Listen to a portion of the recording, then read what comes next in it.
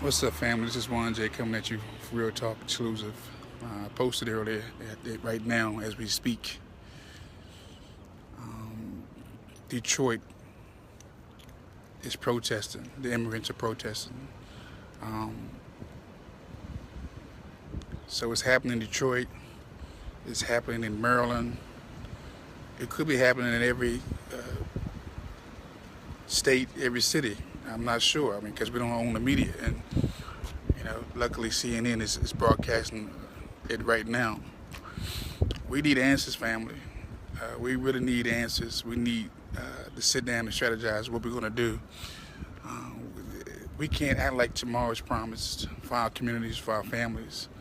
Uh, so I implore the the black community to come together like never before, because right now, if the immigrants do not, I repeat, if they do not open up their stores tomorrow, or if they shut down next week, what are we going to do? Where are we going to go? Who are we going to buy from? And these are right now questions that we must answer right now. Uh, I implore every minister, every brother, every man of the household, every woman of the household to put together some type of strategy, some type of plan for their household. Because again, the assumption is that we're going to have these stores around, and that is not the case. We need to really, really, really take this serious. That it's a great possibility that all these stores that we've come to support, all these stores we come to shop at, that they're going to be around tomorrow. And again, the immigrant community, they're really running scared right now. And I don't blame them, because if you've been coming to America and bringing your family here under the radar, and you've been fleecing off the black community for years and treating them like dogs and taking their money and not appreciating the service, and now you have a president in the White House who says we're going to crack down on you. It's hard to get sympathy when you've been disrespectful to our community, selling that bad food and those bad clothes. But with that said, I will suggest and implore all the family to find some type of time to sit down with your children, with your families, with your friends, and put together some type of strategy, a survival strategy, because we have not yet seen the devastation that's going to take place when these immigrants start to flee and go back home. Trust me, if I was illegal here in America and my papers wasn't good and I had been forging my Social Security to get things, I would be on the next plane up out of here. I'm not going to jail for none of y'all if I was illegal now. But seeing that I'm legal, I don't have that problem. Again, but all jokes aside, please call your friends, call your family, start saving. Stop spending. Stop spending ridiculously. Call your family and your friends, get together, and put together a plan just in case these stores shut down. And that would include grocery stores too. Do not take for granted, people, that these businesses will be here tomorrow, next week, or next month. We are in very dangerous times right now. And some of y'all probably just waiting on Trump to be impeached. Look, these executive orders right now, they are in place. Even if they attempt to impeach Trump, guess what? He's already signed the orders. So again, take this moment in time very serious. Call your children, call your brothers and sisters, and come up with a plan for survival. I know your favorite, and even down to your clothes. If that cleaners is open on tomorrow and it's Asian and your clothes is there, you need to snatch it out tomorrow and find you a black-owned store to put your clothes in. Because you cannot assume no more that these businesses will be around. Are we clear with that? Don't assume that you can go around the corner to the convenience store and guess what? It'll be open. It may not be open. Don't assume that your favorite Sakura restaurant is going to be open. Your favorite Kobe beef going to be open. Don't assume that, family. We're on a whole different frequency, a whole different time, and we need to really start, again, taking things serious. You're right. The net said the heat is only off of us temporarily, and that is true. Like I said, in the bigger scheme of things, the black community has always been public enemy number one. Now that the immigrants are feeling the weight of what we've had to endure for the last 400-500 years, they're getting a little taste of it. Now they're running scared. I don't blame them.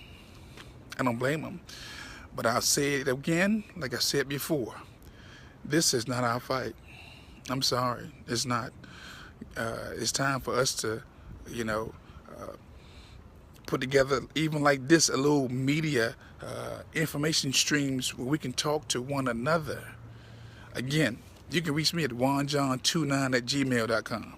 You got my Facebook. You can hit me in the messenger. Look, if you're out there and you're serious about the survival of the black community, I'm with you. I'm down. If you're serious about the survival of the African and American community, I'm with you. Because right now, it's the time to be selfish, and we may not have this window for too long. So again, family, they are boycotting in Detroit. Like I said, I got the phone call today. They're boycotting with stores being closed in certain parts of Maryland. And again, I think this may just be a test run, because I don't put nothing past the immigrants that they will shut down all their stores at one time just to show to America that we need them more than they need us. And in our community, where we don't have no businesses, where we've allowed people to, convince us that, we don't need to own nothing. Again, I repeat, we need to kick them all out. Kick them out of office, shut down Reverend Jackson, shut down Reverend Sharpton, shut down the CPC, the Congressional Black Caucus, shut down the Urban League, shut down the NAACP, shut them all down. We're in this situation right now because they was advocating for us being consumers and not builders. And, we can't blame I'll say this. We're going to take some blame too, because our parents told us coming up, look, go to school, get a good education, and go work for somebody. Never go to school, get a good education, and open your businesses. And this is why right now we're going to get hit the hardest, because in our neighborhoods, that's all they are. They're not communities. They're neighborhoods. A neighborhood consists of two things: where you sleep and where you eat. Because if it was a community, there will be jobs there. And there's no jobs in our neighborhoods. And the jobs that are there, they are given to other nationalities. You don't see the Hispanics hiring us. You don't see Asians hiring us unless they need somebody to protect their businesses. You don't see the Ethiopians hiring us. You don't see the Arabs hiring us unless they need somebody to protect their businesses. So again, this is what happens when when we believe, that because we have $1 billion buying power, that we are calling the shots. If all you're doing is buying and not building, you ain't got no power. And trust me, we about to see it. When they shut down all these stores and we have nowhere to go and we have nowhere to turn to, you're going to see how our elders didn't have the vision for our community. There's a scripture in the Word that says this: Without a vision, the people perish. We've had vision for churches, grand edifices, grand sanctuaries, but we haven't had no vision for the community. And it's coming back to bite us on our butt. So look, again, I hate to be the bearer of bad news, but somebody got to be truthful, because we all in this thing together. If these stores close down, it's going to affect me and my family too. It's going to affect me, my family as well, not just yours. So I'm being very sincere. I'm being very honest when I tell you,